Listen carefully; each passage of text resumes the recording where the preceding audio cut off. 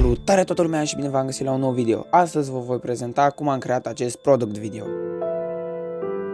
Începem cu un simplu medium push-in shot, iar lumina, după cum se vede, se află la 45 de grade de cameră. Următorul cadru va consta într-o mișcare paralex de la stânga la dreapta, înceată, deoarece muzica este una lentă, iar noi încercăm să ne mișcăm în funcție de ritmul acesteia. Lumina în acest scenariu este frontală, deoarece nu vrem să creăm prea multe umbre. După aceea, filmăm niște cadre detaliate cu logo-ul, păstrând mișcarea și poziția luminii. Atunci când am filmat cusătura mocașinilor, am poziționat lumina deasupra, deoarece din laterală lumina nu bătea destul de puternic. Urmează un long push-in shot, iar acum folosim o tehnică foarte populară de poziționare a luminii în videografie. Se numește Rembrandt Lighting și constă în poziționarea luminii la 45 de grade de cameră și la un unghi de 45 de grade în jos. La final am luat două perechi de pantaloni, iar peste ele am plasat mocasinii ca să adăugăm niște textură compoziției noastre. Aici am filmat un high shot cu un simplu paralex, iar lumina și-a păstrat poziția ca în cadrul trecut. Uite aici rezultatul final.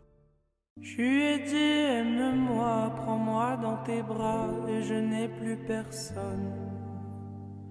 Et ne laisse pas ton odeur imprégner mes draps et si tu m'abandonnes. Dacă ți-a plăcut, nu ezita să dai un like și un subscribe pentru mai mult content similar.